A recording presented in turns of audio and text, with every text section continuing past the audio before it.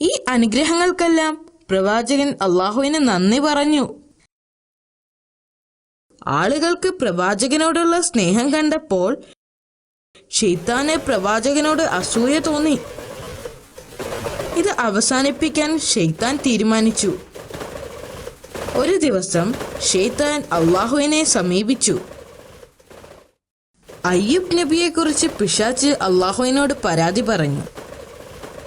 പ്രവാചകൻ എപ്പോഴും അള്ളാഹുവിനോട് പ്രാർത്ഥിക്കുമെങ്കിലും അദ്ദേഹം ഒരിക്കലും ഒരു ആത്മാർത്ഥതയുള്ള വ്യക്തിയല്ല. ശൈത്താൻ പറഞ്ഞു. എന്നാൽ അള്ളാഹു ശൈത്താനോട് പറഞ്ഞു, അയ്യൂബ് എൻ്റെ ഏറ്റവും ആത്മാർത്ഥതയുള്ള ഭക്തന്മാരിൽ ഒരാളാണ്. പ്രവാചകന്റെ ആത്മാർത്ഥതയുടെ ആഴം ശൈത്താനെ കാണിച്ചു കൊടുക്കാൻ അള്ളാഹു ആഗ്രഹിച്ചു. അയ്യൂബ് നബിയുടെ സ്വത്തിൽ അവൻ ഉദ്ദേശിച്ചത് ചെയ്യാൻ പിശാചിന് അള്ളാഹു അനുമതി നൽകി. ശൈത്താന് ഇപ്പോൾ വളരെ സന്തോഷമായി. ശൈത്താൻ പ്രവാചകന്റെ ഉടമസ്ഥതയിലുള്ളതെല്ലാം നശിപ്പിക്കാൻ തുടങ്ങി. അവൻ അദ്ദേഹത്തിന്റെ കൃഷിസ്ഥലങ്ങളും കന്നുകാലികളും എന്നിവിടങ്ങളെല്ലാം കത്തിച്ചു കളഞ്ഞു. അവൻ അദ്ദേഹത്തിന്റെ എല്ലാ ദാസന്മാരെയും നശിപ്പിച്ചു. അയ്യൂബ് നബി ഇപ്പോൾ എല്ലാം നഷ്ടപ്പെട്ടവനായി മാറി. ആ സമയത്ത് ശൈത്താൻ ഒരു വൃദ്ധന്റെ വേഷത്തിൽ പ്രവാചകനെ വഴിപിഴപ്പിക്കാൻ സമീപിച്ചു. താങ്കളുടെ സമ്പത്തെല്ലാം നഷ്ടപ്പെട്ടു. അയാൾ പ്രവാചകനോട് പറഞ്ഞു, ഇതിന് കാരണം ചിലർ പറയുന്നത് താങ്കൾ മറ്റുള്ളവർക്ക് ധാരാളം ദാനധർമ്മങ്ങൾ ചെയ്തതുകൊണ്ടാണെന്നാണ്. മറ്റു ചിലർ പറയുന്നത് താങ്കൾ പ്രാർത്ഥനയ്ക്ക് വേണ്ടി ഒരുപാട് സമയം ചിലവഴിച്ചതുകൊണ്ടാണെന്ന്.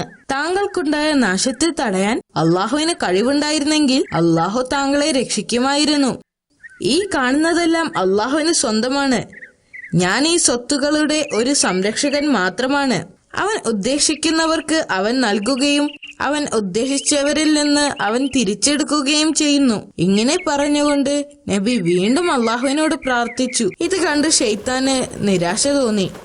അതിനാൽ വീണ്ടും അവൻ അള്ളാഹുവിനോട് സംസാരിച്ചു. ഞാൻ അവന്റെ വസ്തുവകകളൊക്കെയും നഷ്ടപ്പെടുത്തി, എന്നാൽ അവൻ ഇപ്പോഴും നിന്നിൽ നന്ദിയുള്ളവനാണ്. അവൻ അള്ളാഹുവിനോട് പറഞ്ഞു, മാതാപിതാക്കളുടെ യഥാർത്ഥ പരീക്ഷണം അവരുടെ മക്കളാണ്. അവരുടെ മക്കൾ നഷ്ടപ്പെടുമ്പോൾ അവൻ നിന്നെ തള്ളിപ്പറയുന്നത് കാണാം. പിശാചിന്റെ ഇഷ്ടം പോലെ ചെയ്യാൻ അള്ളാഹു അധികാരം നൽകി. എന്തൊക്കെ ആസൂത്രണങ്ങൾ നടത്തിയാലും പ്രവാചകന്റെ വിശ്വാസവും ക്ഷമയും ഇല്ലാതാക്കാൻ കഴിയില്ലെന്ന് അള്ളാഹു അവന് മുന്നറിയിപ്പ് നൽകുകയും ചെയ്തു. പ്രവാചകൻ താമസിച്ചിരുന്ന വീട് നശിപ്പിച്ചു.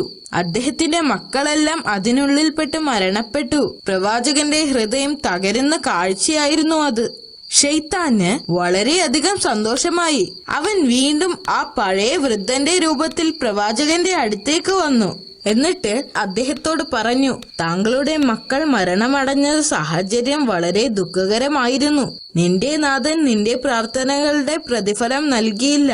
പക്ഷെ പ്രവാചകൻ പറഞ്ഞു, അള്ളാഹു ചിലപ്പോൾ നൽകും, ചിലപ്പോൾ അവൻ തിരിച്ചെടുക്കും. അവൻ ചിലപ്പോൾ സന്തുഷ്ടനാണ്, ചിലപ്പോൾ നമ്മൾ ചെയ്യുന്നതിൽ അവൻ തൃപ്തനല്ല.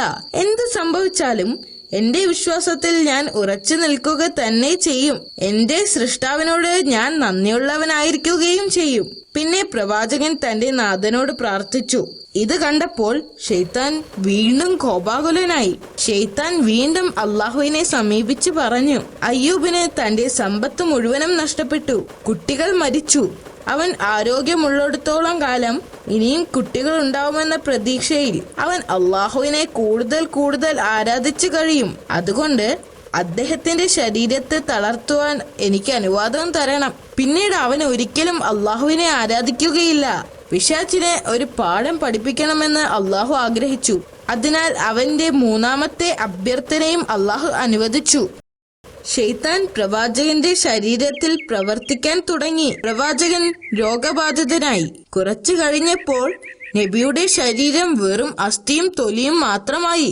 എന്നാൽ പ്രവാചകൻ തന്റെ സകല വിശ്വാസങ്ങളിലും ശക്തമായി ഉറച്ചു നിന്നു. അള്ളാഹുവിന്റെ കാരുണ്യം പ്രതീക്ഷിച്ച് കാത്തിരുന്നു. ഇനി പ്രവാചകനെ സമീപിച്ചിട്ട് കാര്യമില്ലെന്ന് മനസ്സിലായി. പ്രവാചകന്റെ ഭാര്യയെ സമീപിക്കാൻ അവൻ തീരുമാനിച്ചു. അവൻ വീണ്ടും പഴയ വൃദ്ധന്റെ രൂപത്തിൽ അവരുടെ അടുത്തേക്ക് ചെന്നു. അപ്പോൾ ശൈത്താൻ പ്രവാചകന് ആരോഗ്യവും സമ്പത്തും മക്കളും ഉണ്ടായിരുന്ന കാലത്തെക്കുറിച്ച് പ്രവാചകന്റെ ഭാര്യയെ ഓർമ്മിപ്പിച്ചു. അവർ അവരുടെ നല്ല കാലത്തെക്കുറിച്ച് ഓർത്തു. തങ്ങൾക്ക് നഷ്ടപ്പെട്ട മക്കളെയും സമ്പത്തും ഭർത്താവിന്റെ ആരോഗ്യവും ഓർത്തപ്പോൾ അവരുടെ കണ്ണുകൾ നിറഞ്ഞൊഴുകി. ശൈത്താൻ തിരിച്ചു പോയപ്പോൾ അവർ പ്രവാചകന്റെ അടുത്തേക്ക് പോയി. എന്നിട്ട് അദ്ദേഹത്തോട് കരഞ്ഞുകൊണ്ട് പറഞ്ഞു, എത്ര നാൾ അങ്ങ് നാഥനിൽ നിന്നുള്ള ഈ പീഡനം സഹിക്കും? താങ്കൾ എന്തുകൊണ്ടാണ് നമ്മുടെ കഷ്ടപ്പാടുകൾ മാറ്റാൻ അള്ളാഹുവിനോട് ആവശ്യപ്പെടാത്തത്? പ്രവാചകൻ മൃദുവായ ശബ്ദത്തിൽ മറുപടി പറഞ്ഞു, ശൈത്താൻ നിന്നിൽ മന്ത്രിച്ചു, നിന്നെ നിരാശപ്പെടുത്തിയിരിക്കുന്നു. പറയൂ, എത്ര കാലം ഞാൻ നല്ല ആരോഗ്യവും സമ്പത്തും ആസ്വദിച്ചു? അദ്ദേഹം അവളോട് ചോദിച്ചു. 70 വർഷം, അവർ മറുപടി പറഞ്ഞു.